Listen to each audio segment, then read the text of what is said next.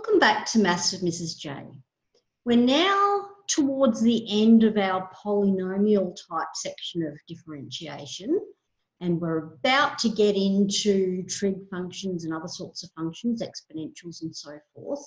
Before we do that, I wanted to sort of put together the skills that we've learnt so far. Now, if you are asked to differentiate something, you do it in the easiest possible way, all right? Unless you particularly like making yourself miserable, don't do it, all right? This first one here, it would make the most sense here to just expand that first. So let's do that.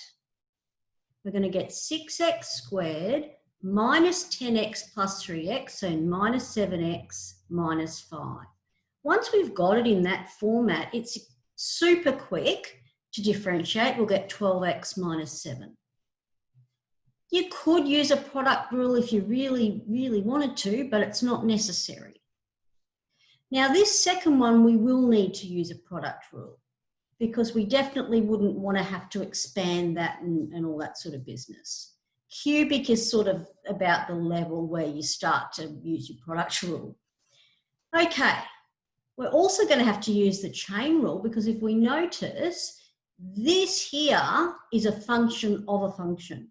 So just bear that in mind while we do our product rule. So first thing times derivative of the second thing. Now, the derivative of the second thing will be 3 times this squared, but because it wasn't just an x, it was a function of x, we need to multiply by the derivative of that inner function.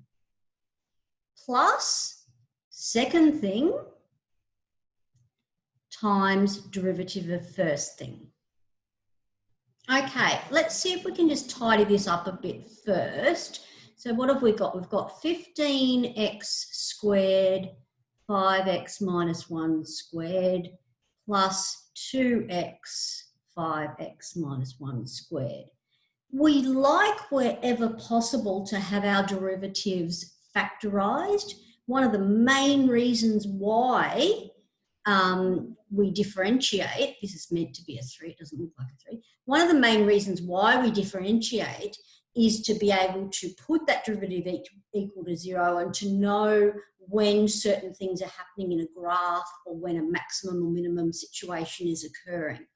So let's do that factorisation. We can take out an x and we can take out the lower power of our 5x squared minus 1. Okay, to get this to work, we're now going to need 15x here and we're going to need a 2 lots of this bracket here. So it's x times 5x minus 1 squared. And then what are we going to get? 15x plus 10x, so 25x minus 2. You can do an extra line of working there if you need to. Now this one here, you've sort of got two options. You could do a polynomial division, but it's not going to be that much easier anyway. I would be inclined to do this one as a quotient rule. So remember my highly mathematical terminology here. So we should really put here that we use the product and the chain rules.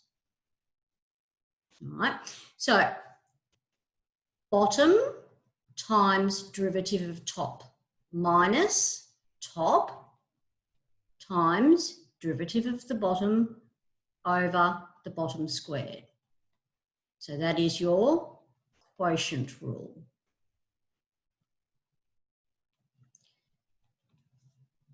I would have lecturers who'd probably be rolling in their graves at the moment, but that's okay. All right, so let's just tidy this up a bit. So we have x minus 1 minus x minus 2 all over our x minus 1 squared. That's because you've got your minus out the front there. X minus x, well, they go, so we're left with negative 3 over x minus 1 all squared.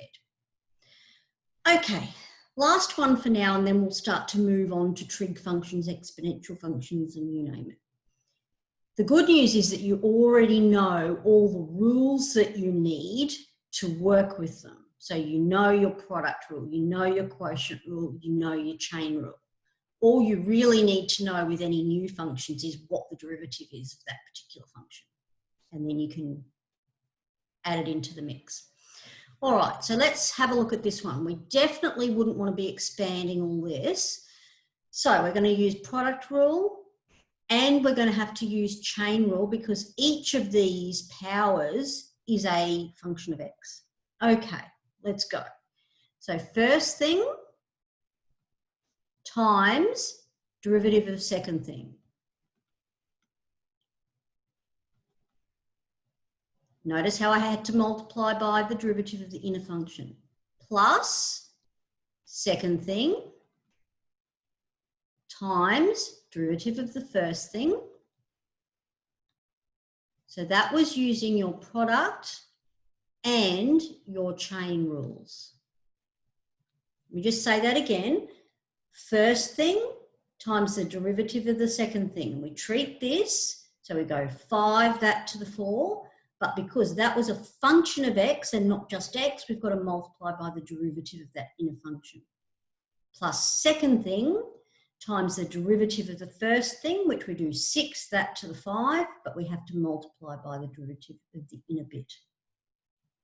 Okie dokie. Now, as I said before, we like to have things factorised if possible. We like to have our derivative factorised because we like to know when that is 0. So let's see what we can do here. We've got a 15 really there and we've got a 12 there. So we can take out a 3 and we can take out the lower power of each bracket. So we can take out a 3x plus 1 to the 4 and a 2x minus 1 to the 5. Then in our second lot of big brackets, I might just, because I'm going to run out of room here, I'm just going to move that out of our way. Just for now. So we've got big brackets happening here. So what are we going to need to get this first bit correct? We're going to need to multiply it by 5. And we've already got our 3x plus 1 to the 4. But we need another factor of our 2x minus 1. To get this bit right, we need 12 and we've got 3. So we need 4 and we need another factor of our 3x plus 1. Okay, so tidying up. This is why you need to have solid algebra skills, because this is just expected of you once you're in year 11 that you can do this sort of thing. 5 times 2x, 10x, negative 5 plus 12x plus 4. And let's just fix that up. So that'll be 22x. Yeah, so there won't be any more common factors. So we're all good there. So we've got, what, 22x minus 1.